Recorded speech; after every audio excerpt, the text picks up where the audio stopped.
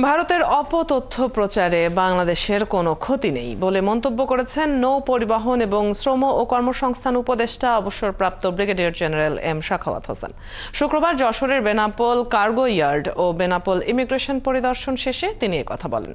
M Sakhawat Hossain বলেন, বাংলাদেশের সংখ্যালঘু বলে কিছু নেই, এখানে সব ধর্মের মানুষ বসবাস করছেন। কোনো উস্কানিতে কান না দিতে সবার প্রতি আহ্বান জানান তিনি। এ সময় উপস্থিত ছিলেন যশোর জেলা প্রশাসক, শার্শা উপজেলা নির্বাহী কর্মকর্তা, বেনাপোল স্থলবন্দরের পরিচালক ও বেনাপোল কাস্টম কমিশনার এবং সরকারি কর্মকর্তারা।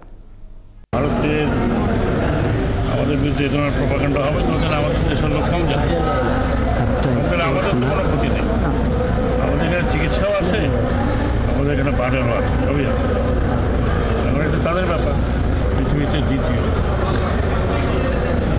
বৃহত্তম সংখ্যক লোক ভারতে যায়, বাংলাদেশ